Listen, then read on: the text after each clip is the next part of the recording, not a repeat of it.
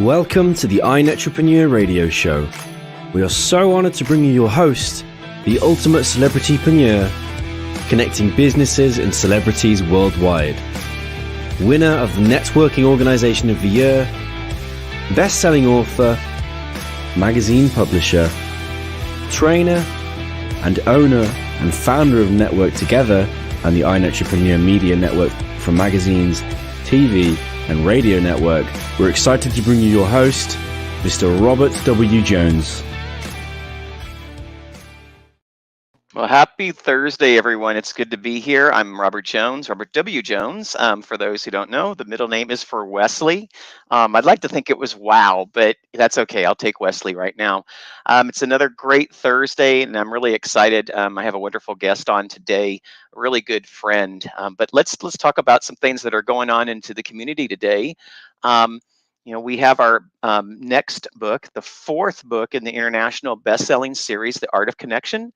This book is going to be called 365 Days of Gratitude Quotes. I've had a lot of outstanding response from authors being so excited about being in this book, and they feel like this is a great time, for gratitude.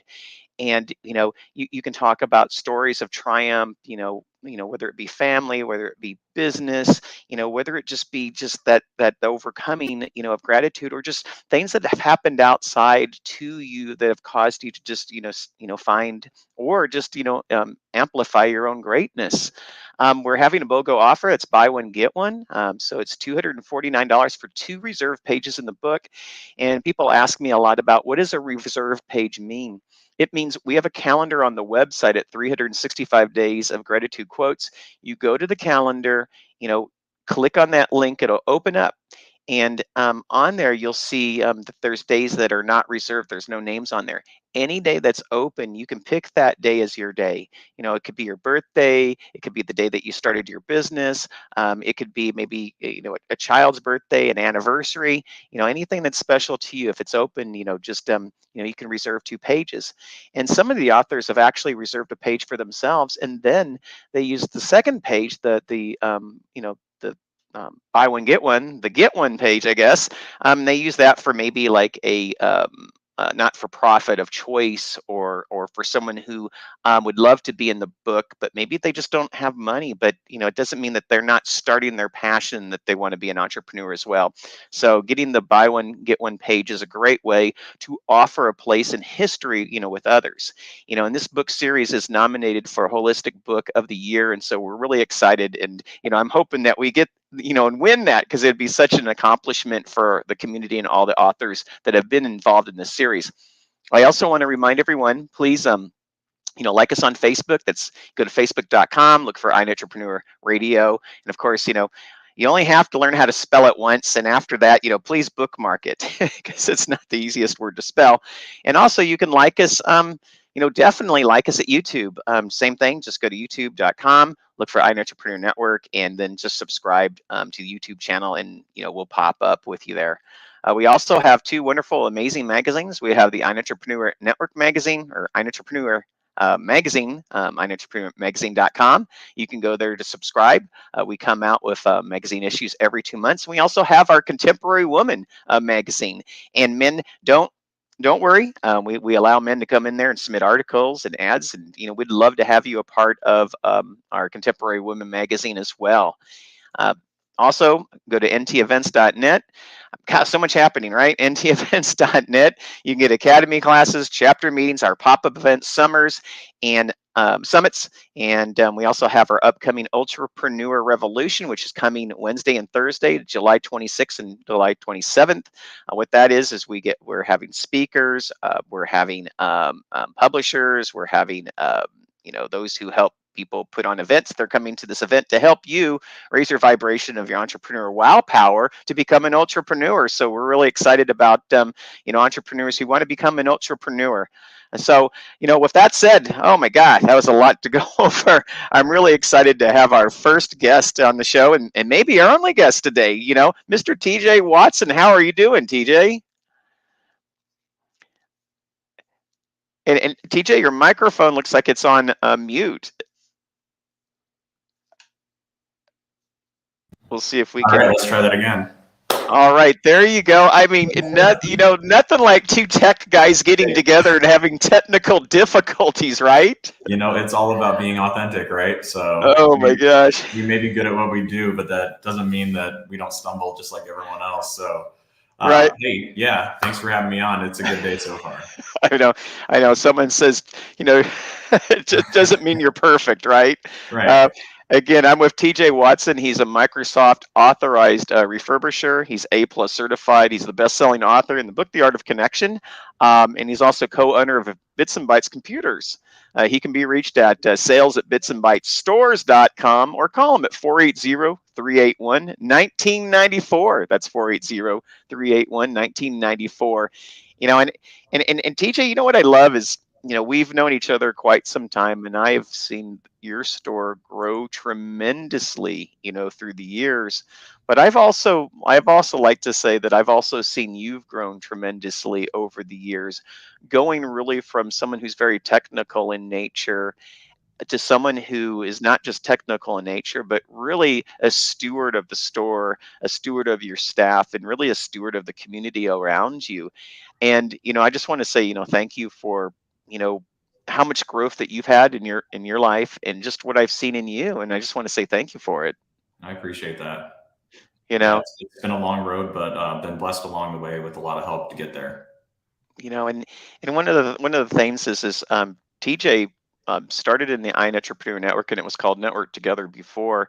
And I still remember the first few times of starting and opening a chapter, and that was a little bit of a different process and a learning curve to really work with other people, and really start to develop some skill sets from both a social in-person aspect, but also to learn how to promote the chapter, bring people in, and create connections, for yourself and the other members that are in your chapter. Tell us a little bit about what that was like, and what growth looked like for you at that time. Boy, I'll tell you, if I were to sum it up in a word back then, it would be scary.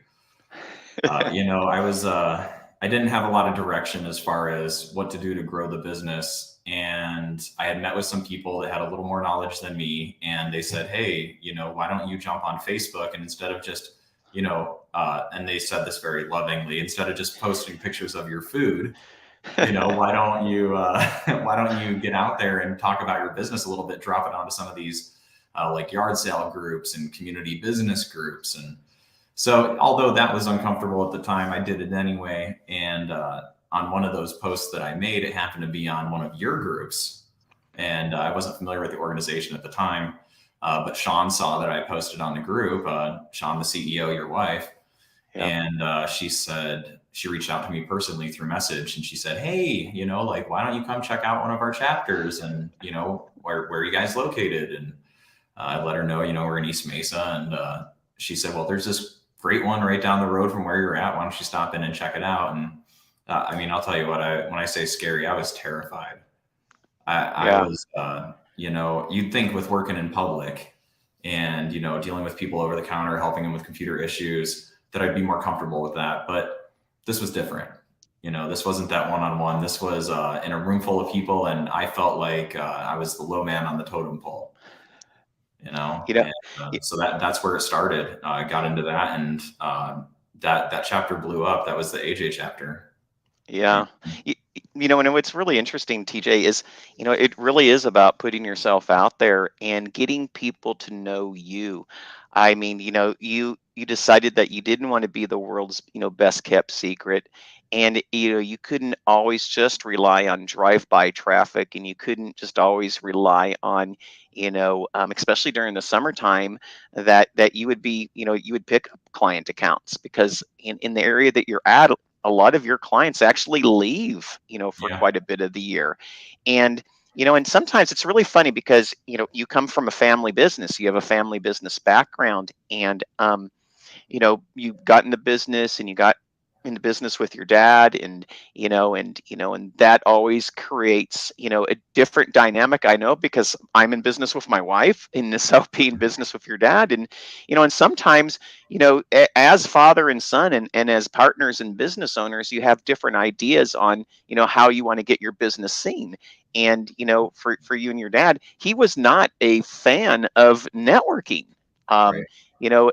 and that's one of the challenges that you saw initially. Is not only did you have to overcome being scared yourself, you actually had to overcome your partner and father, and saying, Dad, wait a minute, let's really look at these facts and figures and see if networking isn't paying off for the company. And you were able to do that. Tell us a little bit about just, I don't want to say courage, because it's like father to son, but I want to say, about the method of being able to talk to dad and saying, hey, this might just be a little bit better than you think. Yeah, that's a great point. So that was another challenge. So it's getting started. Not only just being uncomfortable with putting yourself out there and going to those networking events, public speaking, which I know a lot of you are terrified of.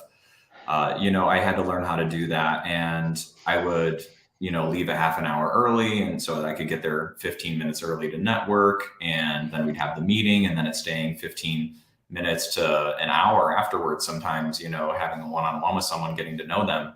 And so what would happen is there would be these, let's say, 3-hour blocks of time that I would be absent from the store. And me being absent from the store didn't mean the store didn't run. We had Yeah. my dad here. We have, 2 other technicians that have been with us over 10 years. So, everybody was fully capable. But because of the, I think, age difference between, my dad and the way that he was brought up Mhm. and the way that I'm brought up now, I mean, you used to be able to open up a store on Main Street, and no pun intended, we're located on Main Street. Right. And people would just come in your door. It didn't matter. If you could help people and you're honest, then you had a good business. And today's landscape isn't like that. There's a lot of competition in our area, or at least there was at the time, and you had to go out and get it. Yeah. And with your organization, Network Together, at the time, it was more, you have a saying, right? It's where relationships create community and commerce follows. So that being said, most relationships that are good and long lasting don't happen overnight. Yeah. And the business didn't start rolling in the door overnight either. And so for those first couple of weeks, maybe even first couple of months getting started, it was like, TJ, you're gone 3 hours a day. Nobody's coming in the door from this. Um, you'd probably be better served being at the store here. And I didn't believe that. Sometimes you have a gut instinct. Sometimes I consider myself a very intuitive person. Yeah. And you got to go with that. I knew that relationships were developing. I knew that, not everybody needed something right then, but at some point I'd be who they think of. And, what happened is my dad never really got over that. He was accepting of it, but he didn't understand, I think. And so he didn't really approve of it, if you will, because it took some Right. time, Yeah. until the point where I could be like, hey, you know what? Like 3 people came in this week from networking, it's working. And I had to do this validation period with him, in order to get his approval. And when it really started taking off is when I stopped doing that so much. The proof's in the pudding, and people are coming in the doors, and numbers don't lie. Yeah. So that was And it. I laid it out. I started doing the networking. The more I networked, the more people came in. It was a simple math equation. And I reached a point where I wanted to grow the business. That was the most important thing. And God bless my dad. He's no longer with us, but that was one area where we just couldn't agree.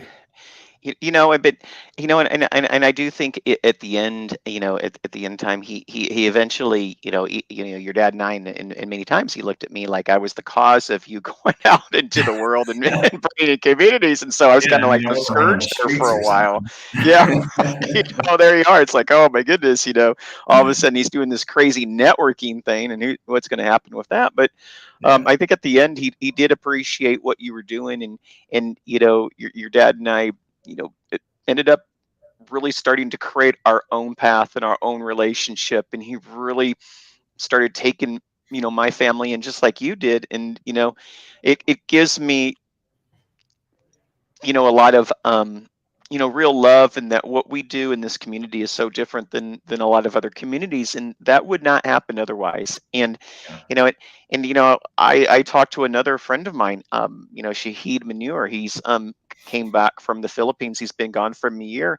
We were talking today, and he said the first thing I did when I came back into the United States from the Philippines is I went straight to TJ Watson and Bits and Bytes, and I bought myself a laptop.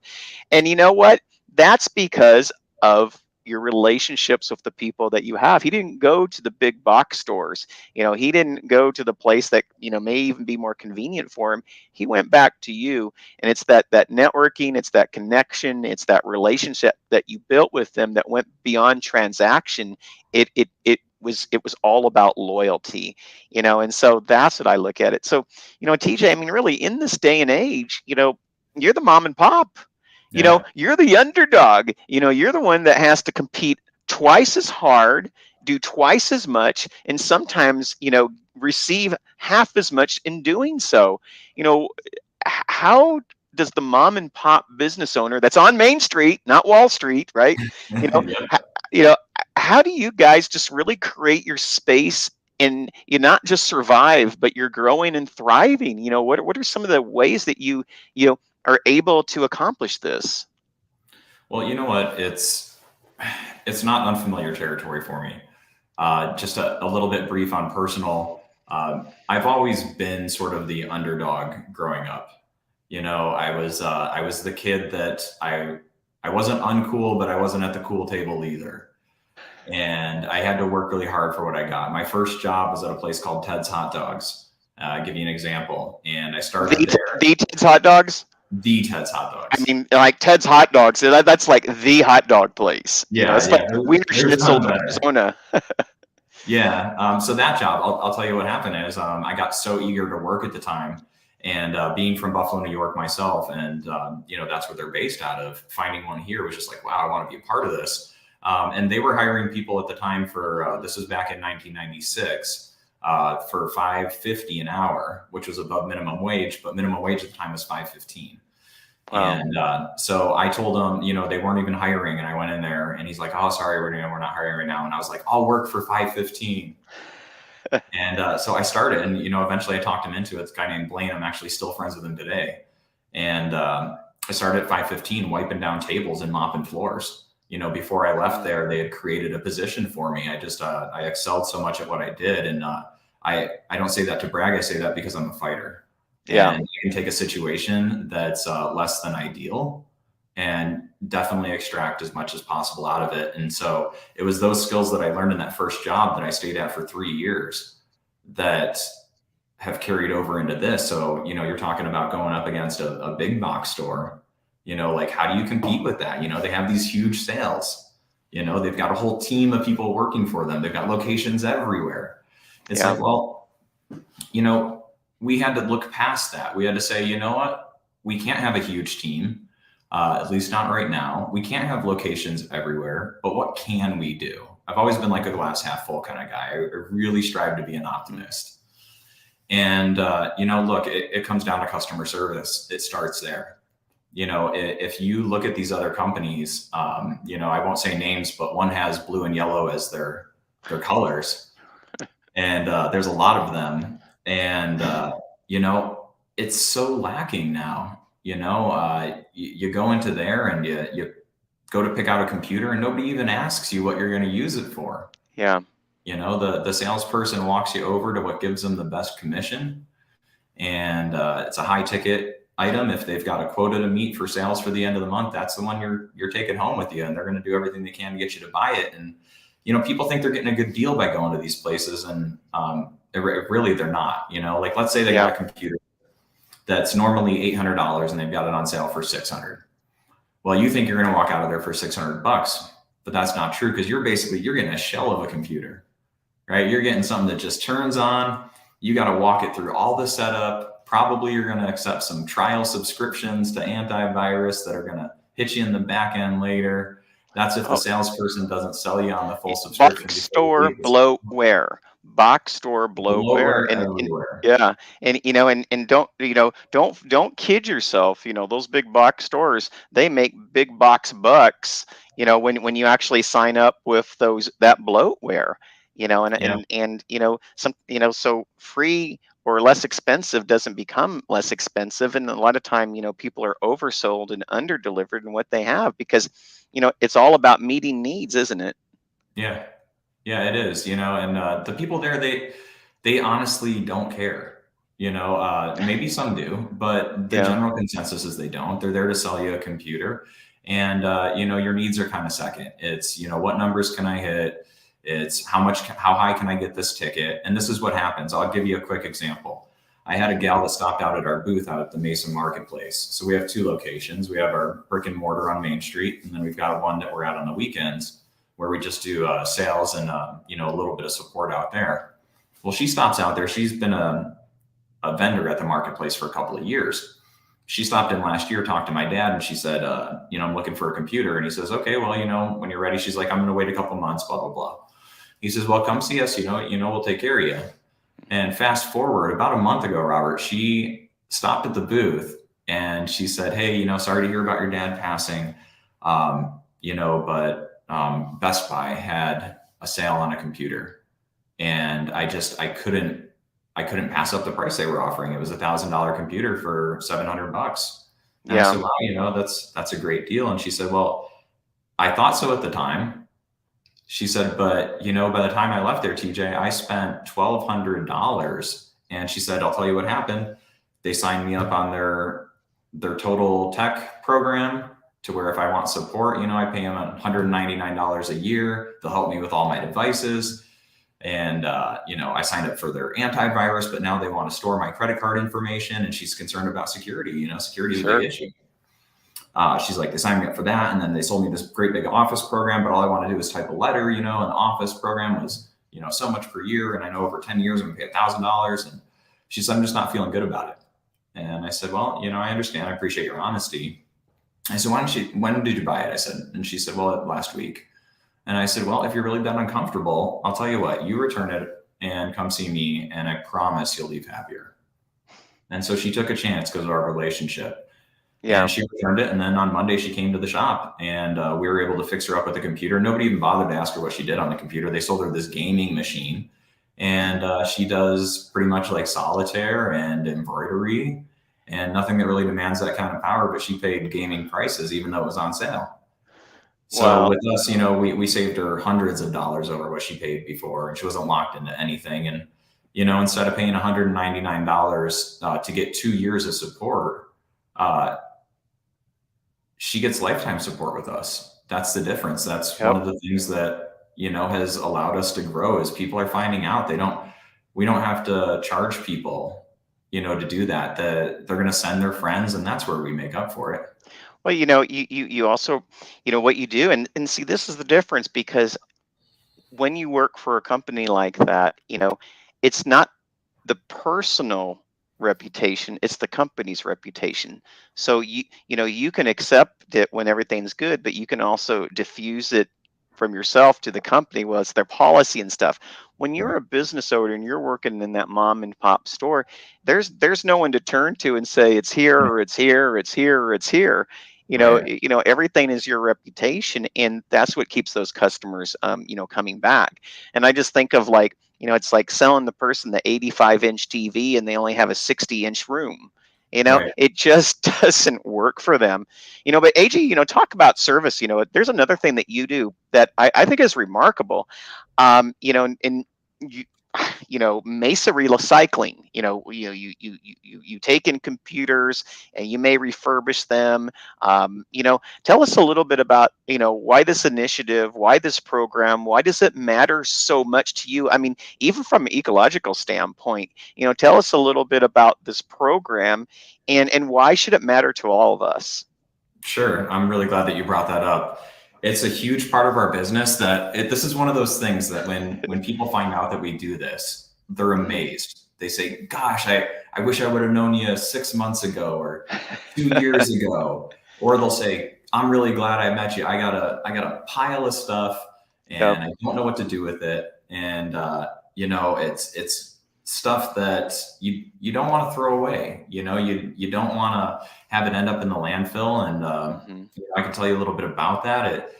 E-waste is a huge problem right now. That's what it's referred to as e-waste, and that could be laptops, it could be desktop computers, LCD monitors, televisions, radios, cables, pretty much anything with a circuit board in it is considered e-waste. And unfortunately, 85% of it, Robert, ends up in our landfills. Oh, wow.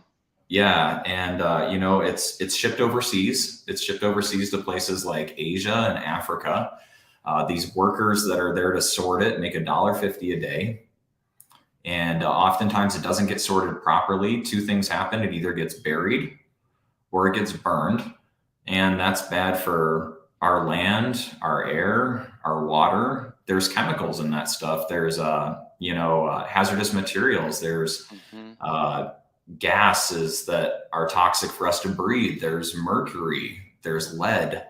All these things that, we've removed from our homes today. But by just throwing things away, we're putting it right back into the environment. So we got to thinking, we said, what can we do about this problem to where people can recycle things safe with us? And feel good about the recycling, because that's the ecological standpoint. Let's go back to security. Let's go back to what is stored. Let's go back to what people can find on these things, because there's a lot of data that people are just dropping data on you. It's not just the computer, it's what's residing inside of it, right? Absolutely. Yeah, that's the number one concern. That's why we've earned the trust of a lot of local law enforcement agencies around here. They have contracts with larger companies. So unfortunately, we're not able to get on board with that. But we've built personal relationships with a lot of the employees and the officers. And many of them bring their equipment to us because they know it's a safe place. And what happens is you throw your computer away, so to speak. It has your information. Maybe it's got your tax returns. Maybe it's got, notes or a Word document that you've saved all your passwords and usernames on. And you forget about these things, right? Because if we fill up our computers and we don't really know what's there, half the time we got to search for it anyway. And, it gets out there into the wrong hands. It can cause some serious damage. It can cause identity theft, Social Security loss. When you go to collect benefits, it's not there. The list goes on and on and on. And so what we decided is that we were going to do a few different things with recycling. And, there's a couple ways to do it. There's some companies where you can take your computers to, and they will just scrap them as far as metal, and they'll give you 3 cents on the pound for it. But you don't know what happens to your hard drive. You have no idea. And chances are places like that aren't going to handle it with the same kind of caution that we are. So first thing that happens when a customer brings a computer to us is we disassemble it completely. We separate the metals and plastics. They can have those parts. And then we take your hard drive and we put it into our safe where it's secured in our secure building, and we hold on to it for 7 days. And we do that to make sure that you don't have any second thoughts of anything like, hey, you know what, I forgot to get this off of it. We always ask you when you drop it off, if there's anything you need, but sometimes you forget in the moment. And so we give people that opportunity. Well, and that's what I like. It's on location. The big box stores, what happens is nothing's on location. So when it's gone, there's really no accountability because they don't, itemize it.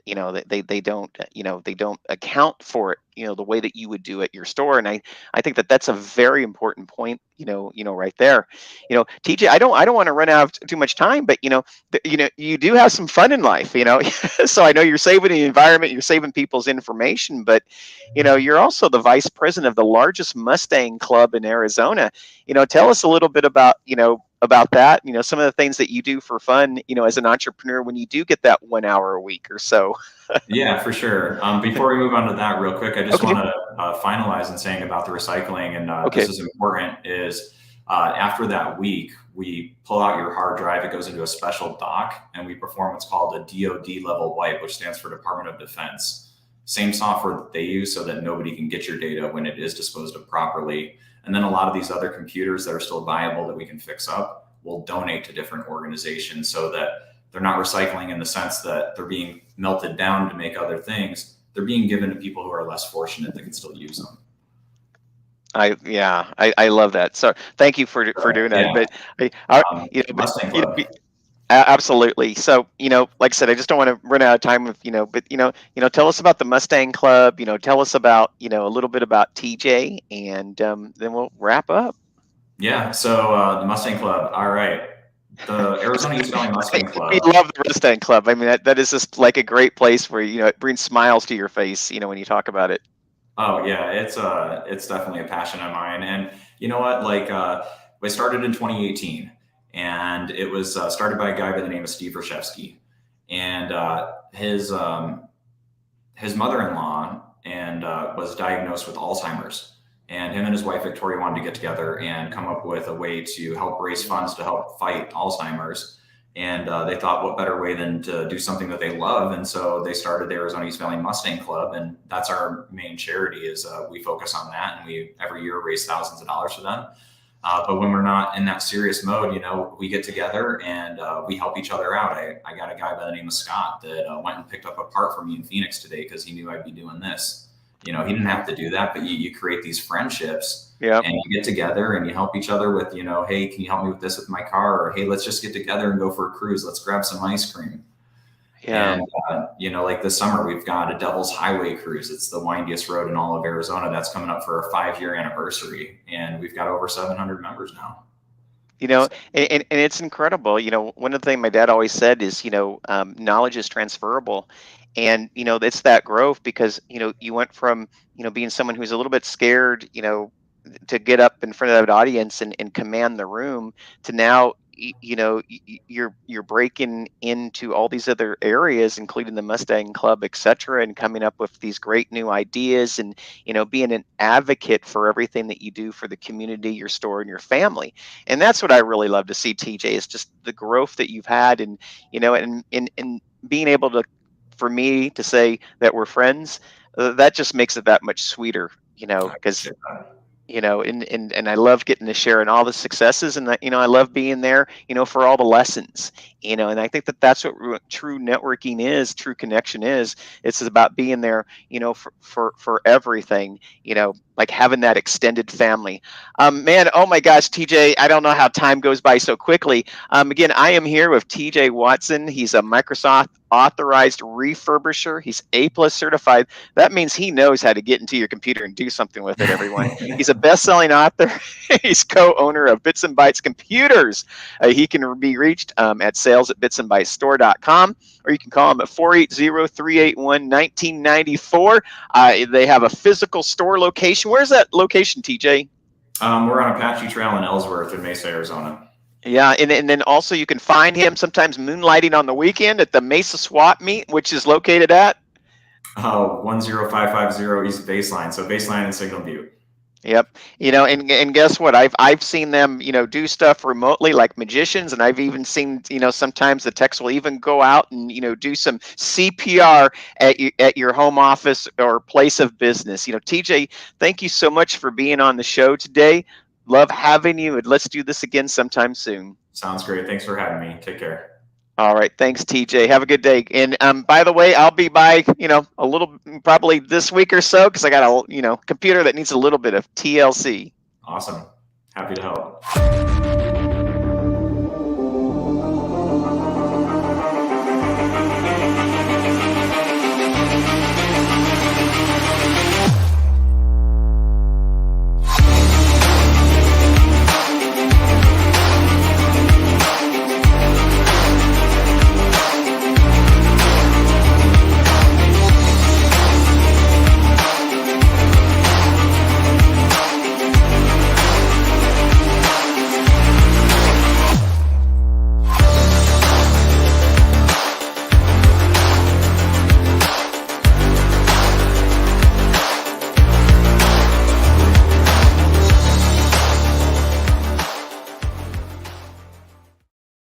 All right, how awesome. TJ Watson, the great. I'm calling him the great TJ Watson, he is definitely A plus in each and every way. Thank you so much, TJ, for being on the show today.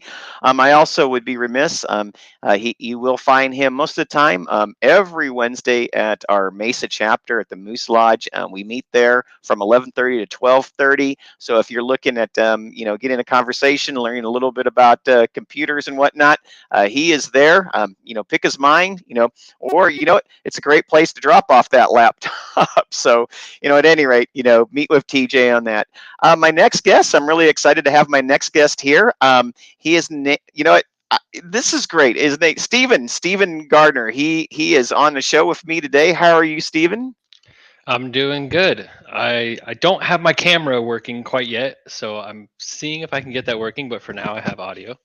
No problem. I'm just, I'm happy you're here today, and I'm glad, we'll get to talk a little bit about that. And Stephen, I'm going to put some information going across the screen so everyone knows who you are. Stephen Gardner. He's a chef, coffee roaster, and I call you a self-made entrepreneur because I love your story. He's owner of Brunchalicious, and he can be reached at contact at brunchaz.com. That's contact at brunchaz.com, or you can call him at 480 528-6528. Again, I am with Stephen Garner. And Stephen, I mean, that's a lot of labels. I mean, a chef, a coffee roaster, self-made entrepreneur, owner of Brunchalicious, which I think is a cool name, by the way. I'm just saying that is a cool name. Thank you. Yeah, I definitely did some name switching around for a bit there and landed on this one.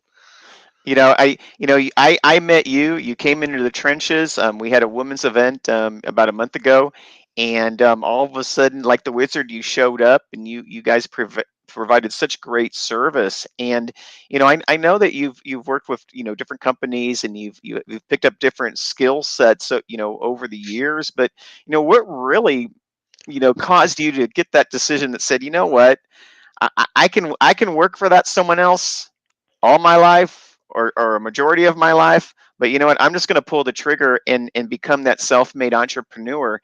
What helped you to decide to become a business owner yourself?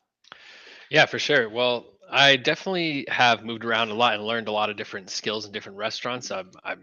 I don't know what the number would be, but I would say probably upwards of 15 or something different in and outs of different places. But after seeing so much of the industry and being exposed to the good and the bad, I got really tired of the bad. So, Yeah. and I found that I personally felt like I could provide all good experiences, and I strived to do that with anything I ever created, or anytime, I was working with any guests or anything like that, curating menus or whatnot. And just, I was very, very much focused on the end goal of everybody being super happy, it all being a positive experience. And a lot of people just kind of were there to be there. And so I Yeah. decided that I wanted to find other people that had the same mentality as me and work with them and myself instead of kind of just letting other people take the wheel. Well, I mean, it's kind of, it goes back to your burning desire. My one of my sons always says, why should I go for straight A's if everyone's going to get an A anyway? And so I think it's kind of like, why should I work so hard when everyone's trying to be the world's best average? It wasn't like TJ, it wasn't your desire to be the world's best average. It was really your desire to serve people. Isn't that correct? Yeah, definitely. And that's like where, I mean, I love food, I love coffee now, and I'm very, passionate about the high level into that side, but the biggest thing to me is just making people like happy with what I'm serving them and that kind of thing. And I really like the look on someone's face when they eat or drink something that Hmm. I've made and they're just like, "Whoa, this is good." Like that's all I care about. That's the number Yeah. one thing. That's what I'm aiming for. So, yeah, You that's know, definitely my goal. and tell me a little bit about the title chef. I myself, I went to school. My original degree program after I got out of the Marines was I was going to be hotel restaurant management. And I looked at that and I'm like, wow, there's a lot of work that I just didn't know. I did not know that occurred. And to be a chef, I think sometimes people look at the glory of being the chef, but there's a heck of a lot of work when it comes to being the chef, isn't there? Oh yeah, it is. It's definitely in the movies. It looks amazing, and Yeah. when you're there, it's wild. So the biggest thing that people probably don't realize is like just the time like requirement to be a chef. It's almost impossible to have that position and be responsible for that level of, I mean, just inventory and staff and all that kind of stuff, and not be there. 60. I mean, I would say 60 is the average hours per week that you Average. got to be there. I mean, just Yeah.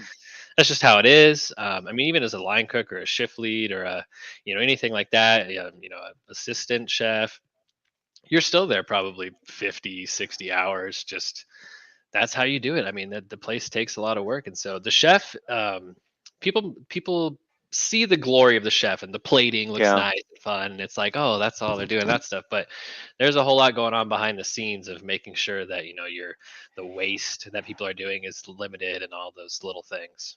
In all these shows, yeah, going back to the television, and we'll see the shows. You have like a diners and drive-ins and dives, or um, some of the other celebrity chefs that have their shows, or sometimes there's another show called Chopped, and Mhm. but what people don't see is that the simple grind of picking out the right food, taking in the inventory, walking, going through the walk-in and making sure that all the food is quality and the temperature is right, and the vats have clean oil in them, and Right. I mean, Yep.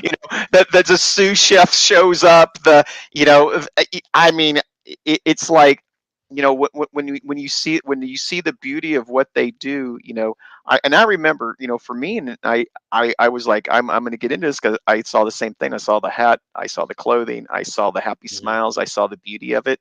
But the one thing I didn't think is I would get there at like 5 a.m. sometime. The chef was always there. I would leave, let's say anywhere from 3 to 5 at night, and guess He's what? The still chef is there. still there. Yep. Yeah, Yep, you never totally. leave. Yep, you'd be there before everyone and you'd leave after everyone. That is definitely true. I found that I worked for Fox restaurants for a long Mhm. time at different places, and one thing I realized there was like that the amount of hours just required so that you had eyes on everything. I mean, if you're not there, you're not seeing stuff, and so you can't Yeah. control things. So that's definitely a big aspect, as to like the chefs needing to be around and just being able to visibly see what's going on and make Hmm. changes and account for adjusting stuff based on the customers, and everything like that. But I do think that when people get into that nitty gritty, like you were talking about with what's going on behind the scenes, and they realize that these people are cutting 100 loaves of bread, or Yeah. butchering 100 chickens a day, that kind of stuff, and it gets to be kind of crazy, then and yeah. and and when it comes to, and you and I both know, when it comes to that really high end, that food, there is no second chance. I mean, and so it's like when you're serving at a very high quality level, at a very nice restaurant, you know. There is no room for imperfection. It's one of those places where it goes from the starting, someone walks into the door, to the plating of the food, to to the presentation of the people at the table, and I what I really loved about it, and maybe you do too, or did as well, is just there is a camaraderie in a team when it does come to like a restaurant environment, isn't there? Oh yeah, definitely. That's probably one of the reasons why people stick around so long in the restaurant industry, is because I mean, you have to love food, Yeah. and then you have to be able to put up with the craziness of the industry, which it is definitely crazy. But there's a family element to a lot of restaurants that kind of keeps you there and makes you want to stick around and stuff. And I have found throughout my career of moving around a little bit more often than is somewhat common, is that I'd lost that connection with a few places and that kind of thing, of that longevity of building the family element there. Right. But the other side of that is, along with every industry, there's always a duality. There's a not hidden but dark side to the idea that you get stuck at a place and you don't learn more. Because I found Yeah. once I was at a place and I discovered the ins and outs of the menu and the operational, functions and all this kind of stuff. And I was kind of, well, now what? I just keep doing it, or well, I Yeah. want to know more, so I got to go somewhere else. I mean, it's no fault of the place and no bad anywhere, but just I want to know more, so I got to go somewhere else and learn more. And especially if you have that creative part, you want to keep contributing, creativeness, and but so you run this fine line of, like, as a person, you want to keep coming up with just creative ways of cooking, creative ways of using spices, challenging yourself with new recipes, doing the things of plating and textures and the colors and whatnot, but the people that may come, and let's say it's a steakhouse, they don't necessarily want to come in each week and see something different each week. They Right, they're come in coming for there a for a tried reason. and true, steak or a prime rib or something else, don't they? Yeah, exactly. There that's one thing that is tough with certain with like the aspect of working for a business that is a high volume, especially is a Hmm. lot of times like I mean, you're making the exact same thing so many times over, and you really only get that opportunity to be a little bit more creative when you're at the super high end of Yeah, control of level being in charge, or the small scale size shops where you can have a little special every day and get a little creative with your ingredients, and yeah. it's a little more nuanced to what you do with your menu every day to day. you know and so and that's what this is what really make and I'll say geeks me out a little bit is what I love is not only have you been a chef, and I've worked in restaurants almost pretty much in every capacity in restaurants and at and Hmm. hotel venues, is but you also are a coffee roaster, and I've been a barista in my life, and quite frankly, I think some of the funnest times I've ever had was being a barista in San Diego, California. I did that, and I also ran poetry slams. And there's also another vibe that comes in the coffee houses and people who just really love coffee. What what got you into that? Was there a changeover? Was there a moment you woke up and said, I'm not just going to be a chef. I'm going to get into coffee. What did that transition look like? Well, it's definitely a long-standing thing. It's funny that you mentioned San Diego because that's where I started drinking coffee, I would say, in Carlsbad specifically near San Diego. But there's a cafe called Vinaka Cafe that's been Mhm. there for my entire life, and I Yeah. used to go there all the time to play chess. And my brother and I would get coffee, and late at night, we'd be drinking coffee, just playing games and hanging out, and that was the place to go. So, but then as I worked in the industry, a few places here and there would have espresso machines, and I would Mhm. go and have a person up front make me a drink and make them food, or the little exchanges that the back of the house and the front of the house will do sometimes with each other. And I got to love espresso. Yeah. And then I found that, like a lot of things with cooking and everything, I wanted to know how to do it myself. So I had to teach myself how to do it. And then I taught myself how to be really good at it. And I am very now picky. I only want to drink my coffee because I like the way that I make it and everything. Right. So Yeah, and that, I will yeah. always say, and I love that you're saying espresso. I just cringe when people come in and say espresso, like ex. No, it's espresso. Oh, yeah. Oh, man. It's just it's like those little things, and then you have to check yourself. It's like, wait a minute, I'm starting to turn into a snob on how everything is, but you know, but it there really is a culture to it, isn't there? Oh yeah, definitely. Coffee culture is a unique thing for sure, and it gets way beyond even where I'm at now. I mean, I watch some of these videos where people are doing these really high end shot pools of these espressos and everything, and it's Yeah. just I want to get to that point for sure, but I definitely have found that recently, as of so I met this lady in Chandler, and her father built the equipment that the coffee that I use is roasted on and stuff. And she's Mhm. been roasting in Chandler. So the Momento Cafe, they roast coffee. And so that's who I'm working with. And they, I mean, they're proprietary. The system that they use and like the thing that he built is just it's insane. I Mhm. mean, coffee to me, like black coffee, I was never a fan of it. Espresso Yeah. has a whole nother flavor profile to it that I definitely Mhm. enjoy.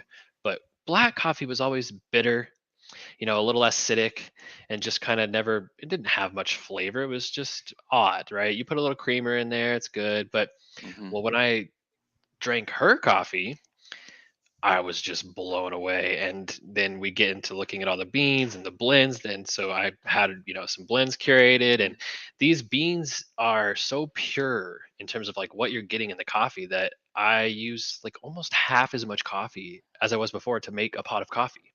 Interesting. And it's I mean, every time someone tries it, this is just like what I was saying before. This is why I love this coffee, is because when someone drinks it, they go, wow, like that's good.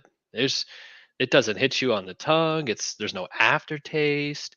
Hmm. It's just really good. And it's roasted locally.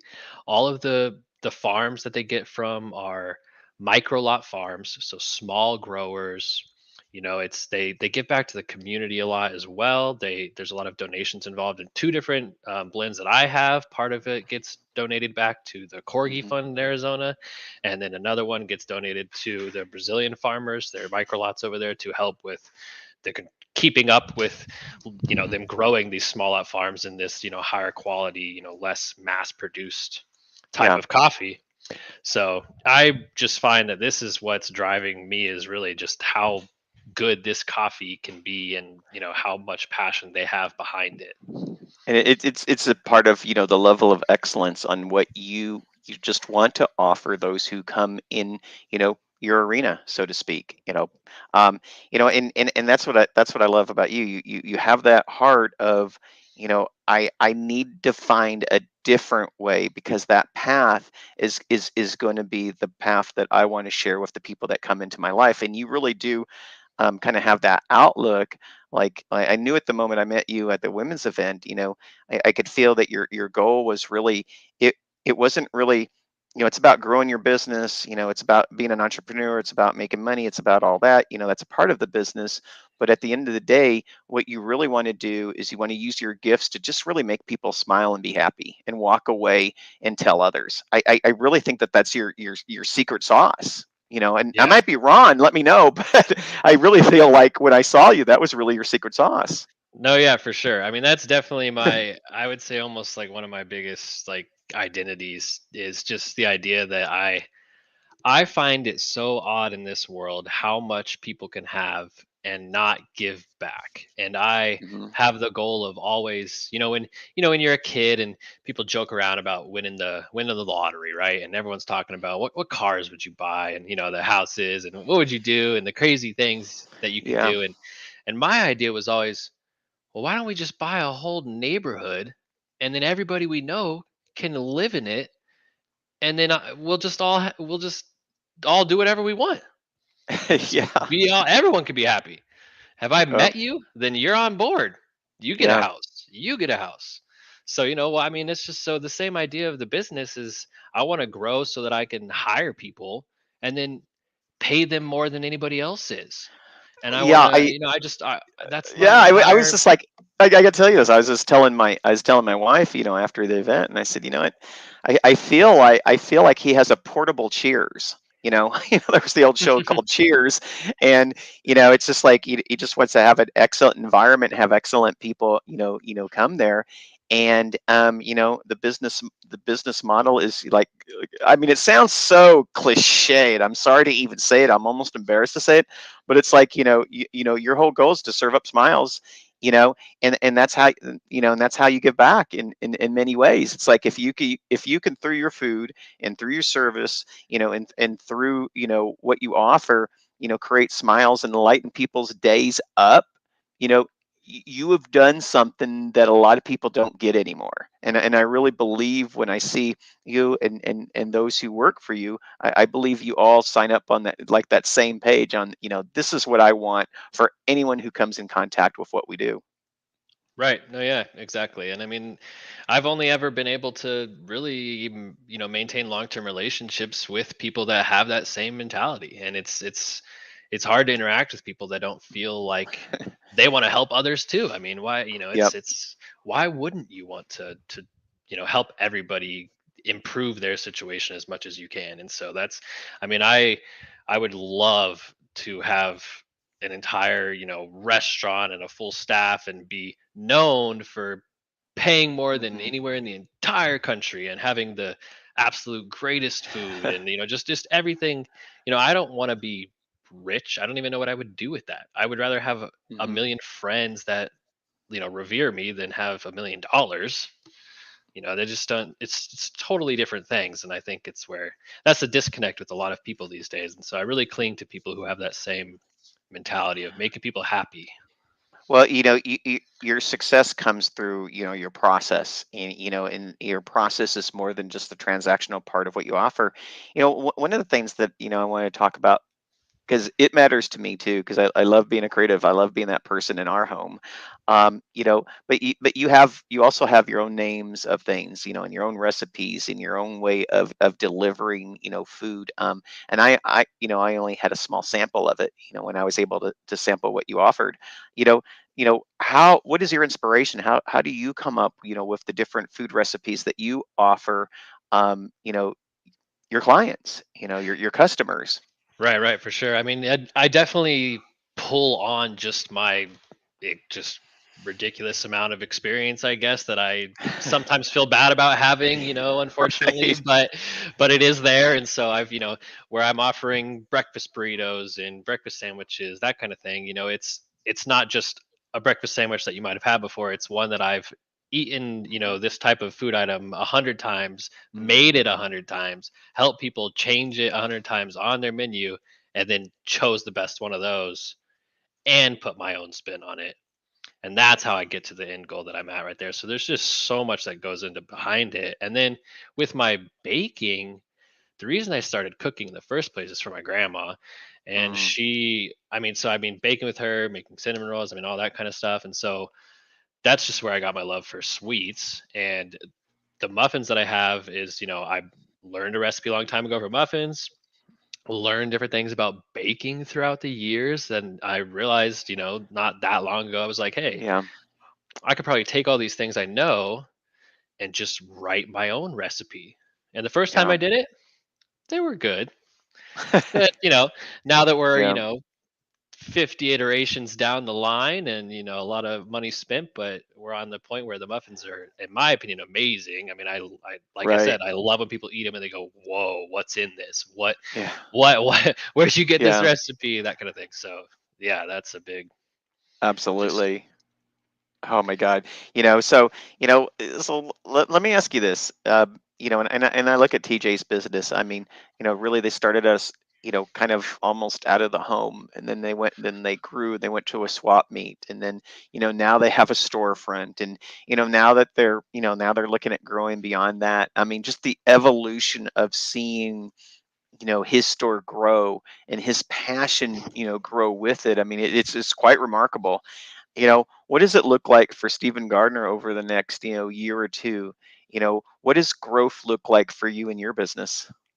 for sure. Yeah. So, I definitely, the end goal would to be have a physical storefront, but in the process before that, I'm fully on board with the Lakes Golf Course now. So I'm actually Hmm. gonna decide to be a permanent, spot there, like pop up spot, but I'll be there kind of constantly and work with that community there, which is where I grew Hmm. up. Is that really heart of Ahwatukee Oh foothills wow. and stuff right there with everything. Yeah. So yeah, I'm my goal is to turn that into enough of a community and people who know me and some regulars that I can then branch out into a permanent spot from there. But I would love to. I have the other goal with that is I have three or four different like really good friends that would love to get back into food and Mm. do something like that and work for someone that they know cares about them. And so a lot of Yeah. reasons that I have all these chef friends who are just artists with a knife and can do amazing things and have the same passion for creating good food, the industry, push them away. And so Yeah. I would love to be able to have a place that they can come and still be creative and come work and do all that kind of stuff, and it's not a drag or they're not there because they have to be. And so that's definitely a big goal for me, is so to branch out from there in Ahwatukee at the lakes, get the consistent spot so people know where to find me, and then eventually get that physical location. But I also, a separate goal that I've been looking into, or is something that I've wanted to do for a long time, is to sell my coffee within like grocery stores and whatnot. Because Oh, I think wow. that, Yeah. if people were to be able to try, buying it like that and getting it and making it themselves at home, it's even better. And so from any other coffee I've ever had, I mean, it just doesn't compare at all. So I just think that people trying it, they would love it. So Uh, hey, I had your coffee. Awesome coffee. And I love coffee, so it was great. Everyone, I'm Steve. Thank you so much for being here on the show again. I am with Stephen Garner. He's a chef. He's a coffee roaster, self-made entrepreneur, and owner of Brunchalicious. I just think that is the greatest name. He can be reached at contact at brunchaz.com. That's contact@brunchaz.com. Or you can call him. He's brave enough to put his number there. It's 480-528-6528. Please get a conversation with him. Try out his delicacies. You cannot go wrong. Stephen, thank you so much for being on the show today. I appreciate you. yeah, thank you very much for having me. I appreciate, being here, and I am glad I got to meet you guys and connect with you. Absolutely. Again, thank you to my two guests, both Stephen of Brunchalicious and TJ Watson's with Bits and Bytes. I want to thank him again for both being on this show today. I learned so much, a little bit about computers, and certainly I got to reminisce a little bit about food. Everyone, we are here each and every week, each and every Thursday from 2:30 to 3:30. That crazy Maverick State, Arizona. Right now, we're aligned with California, but the other time of the year, we're aligned on Mountain Time.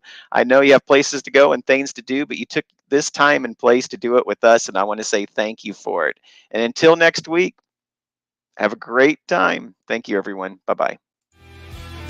You've been watching the iNetrepreneur Show, a production of the iNetrepreneur Radio Network, with host Robert W. Jones. Join Robert each week as he visits with new and exciting guests who inspire, teach, and mentor entrepreneurs worldwide. Follow Robert each Thursday at 1:30 p.m. Pacific, 4:30 p.m. Eastern, and 8:30 p.m. Greenwich Mean Time.